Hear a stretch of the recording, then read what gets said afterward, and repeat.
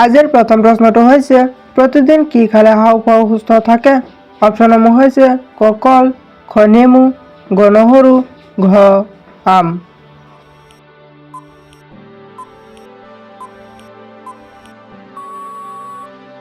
ইয়াৰ ভিতৰত শুদ্ধ উত্তৰটো হ'ব অপশ্যন গ নহৰু। নহৰুৱে বুকুত জমা হৈ থকা কফবোৰ পৰিষ্কাৰ কৰাৰ কাম কৰে। ই হাঁওফাঁওক সঠিকভাৱে কাম কৰাত সহায় কৰিব পাৰে। নহৰুত এন্টিঅক্সিডেণ্ট থাকে যিয়ে সংক্ৰমণৰ পৰা ৰক্ষা কৰে আৰু লগতে ৰোগ প্ৰতিৰোধ ক্ষমতাও শক্তিশালী কৰে। সেয়ে নিতৌ নহৰু সেৱন কৰিব লাগে। কেঁচাকৈ বা যিকোনো ব্যঞ্জনত নহৰু দি খাওক। কিহৰ অভাৱত ৰক্তহীনতা বেমাৰ হয়? অপশ্যনসমূহ হৈছে ক কেলচিয়াম, খ আইৰণ, গ প্ৰটিন, ঘ ভিটামিন।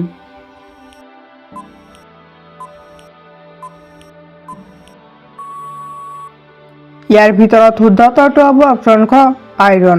আইৰণৰ অভাৱত ৰক্তহীনতা বেমাৰ হয়। কিডনী সুস্থ ৰাখিবলৈ কি কম খোৱা উচিত? অপশ্যনসমূহ হৈছে ক কফি, খ চাহ, গ চেনি, ঘ নিমখ।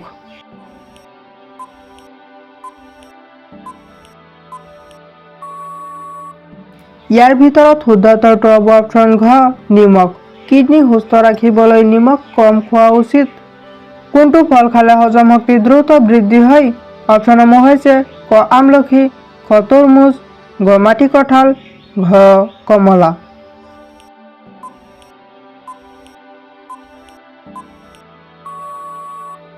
ইয়াৰ ভিতৰত শুদ্ধ উত্তৰটো হ'ব অপশ্যন ক আমলখি। আমলখি ফল খালে হজম শক্তি দ্ৰুত বৃদ্ধি হয়।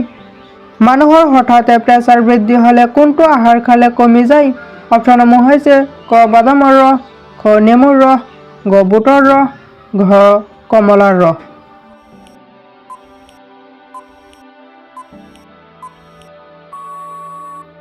ইয়াৰ ভিতৰত শুদ্ধ উত্তৰটো হ'ব অপশ্যন খ নেমুৰ ৰস। মানুহৰ হঠাতে প্ৰেছাৰ বৃদ্ধি হ'লে নেমুৰ ৰস খালে কমি যায়। নেমুৰ ৰস খালে শৰীৰত কোনটো মাৰাত্মক বেমাৰ কমি যায়? অপশ্যনসমূহ হৈছে ক চৰ্দি কাহ, গ হাড়ৰ বিষ, গ মূৰৰ বিষ, ঘ জণ্ডিছ।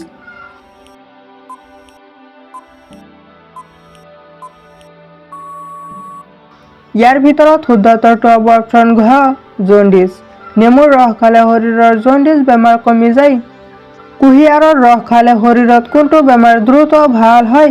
অপশ্যনসমূহ হৈছে ক ৰক্তহীনতা, খ হৃদৰোগ, গ কিডনী, ঘ লিভাৰ।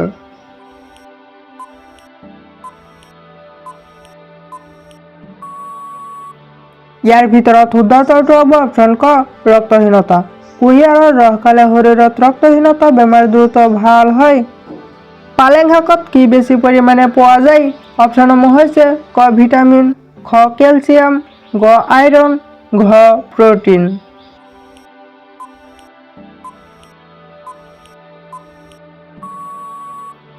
ইয়াৰ ভিতৰত শুদ্ধ উত্তৰটো হ'ব অপশ্যন গ আইৰণ।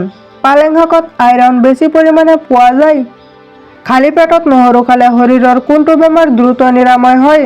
অপশ্যনসমূহ হৈছে ক হৃদৰোগ, খ কেঞ্চাৰ, গ হাঁপানি, ঘ উচ্চ ৰক্তচাপ।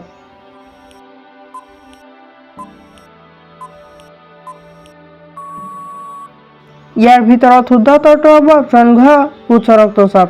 খালী পেটত নহৰু খালে শৰীৰৰ উচ্চ ৰক্তচাপ বেমাৰ দ্ৰুত নিৰাময় হয়। বুকুত জ্বলা-পোৰা কৰিলে কি খাব লাগে? অপশ্যনসমূহ হৈছে ক ঠাণ্ডা গাখীৰ, খ নেমু পানী, গ গৰম পানী, ঘ কফি।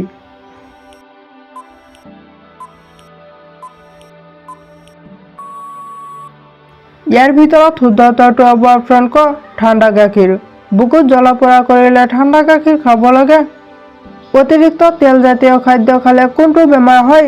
অপশ্যনসমূহ হৈছে ক কেঞ্চাৰ, খ জণ্ডিছ, গ হৃদৰোগ, ঘ হাঁপানি।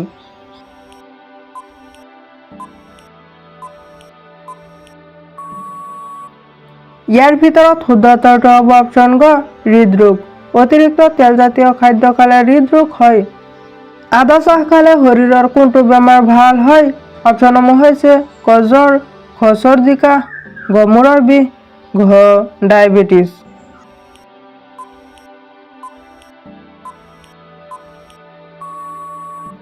ইয়াৰ ভিতৰত শুদ্ধ উত্তৰটো হ'ব অপশ্যন খ চৰ্দি কাহ। আদা চাহ খালে শৰীৰৰ চৰ্দি কাহ বেমাৰ ভাল হয়। কি খালে পেটৰ গেছ দ্ৰুত কমি যায়? অপশ্যনসমূহ হৈছে ক গাখীৰ, খ মৌ, গ ঘি, ঘ পানী।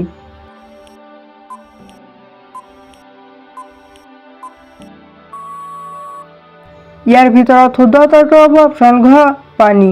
পানী খালে পেটৰ গেছ দ্ৰুত কমি যায়। উচ্চ ৰক্তচাপ নিয়ন্ত্ৰণত ৰাখিবৰ বাবে কি কৰিব লাগে? অপশ্যনসমূহ হৈছে ক বিশ্ৰাম ল'ব লাগে, খ পানী খাব লাগে, গ দৌৰিব লাগে, ঘ ব্যায়াম কৰিব লাগে।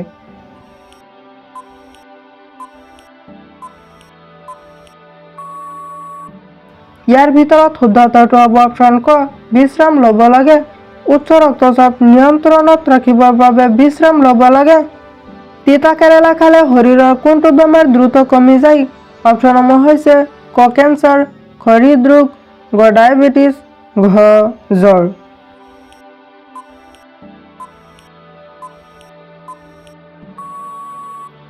ইয়াৰ ভিতৰত শুদ্ধ উত্তৰটো হ'ব অপশ্যন ঘ ডায়েবেটিছ।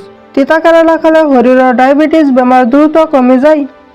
চাহৰ লগত কি মিহলাই খালে চৰ্দি আৰু কাহ দ্ৰুত কমি যায়? অপশ্যনসমূহ হৈছে ক আদা, খ লং, গ নিমপাত, ঘ হালধি।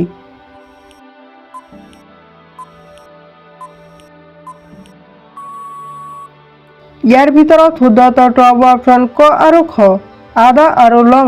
চাহৰ লগত আদা আৰু লং মিহলাই খালে চৰ্দি আৰু কাহ দ্ৰুত কমি যায়। ভাৰতৰ কোনখন ৰাজ্যত আটাইতকৈ বেছি গৰম লাগে? অপশ্যনসমূহ হৈছে ক তামিলনাডু, খ ৰাজস্থান, গ অসম, ঘ কলকাতা।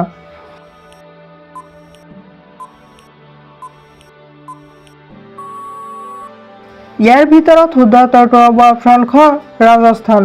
ভাৰতৰ ৰাজস্থান নামৰ ৰাজ্যত আটাইতকৈ বেছি গৰম লাগে। মৌ খালে দেহত কি বৃদ্ধি পায়? অপশ্যনসমূহ হৈছে ক শক্তি, খ বিষ, গ গেছ, ঘ হজম শক্তি।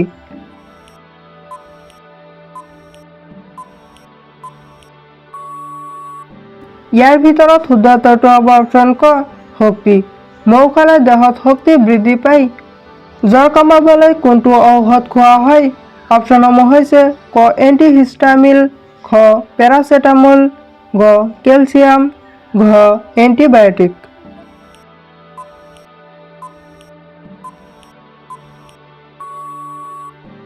ইয়াৰ ভিতৰত শুদ্ধ উত্তৰটো হ'ব অপশ্যন খ পেৰাচিটামল।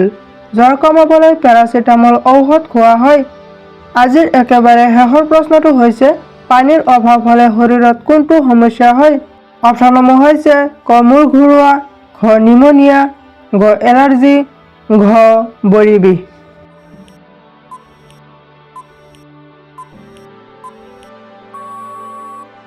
ইয়াৰ ভিতৰত শুদ্ধ উত্তৰটো হ'ব অপশ্যন ক মূৰ ঘূৰোৱা। পানীৰ অভাৱ হ'লে শৰীৰত মূৰ ঘূৰোৱা সমস্যা হয়। ভিডিঅ'টো শেষলৈকে দেখাৰ বাবে ধন্যবাদ। যদি ভিডিঅ'টো ভাল লাগিছে তেনেহ'লে এটা লাইক কৰি দিব আৰু যদি এনেকুৱা ধৰণৰ অন্যান্য ভিডিঅ' চাব বিচাৰে তেনেহ'লে আমাৰ চেনেলটো ছাবস্ক্ৰাইব কৰি ৰাখিব। Thank U.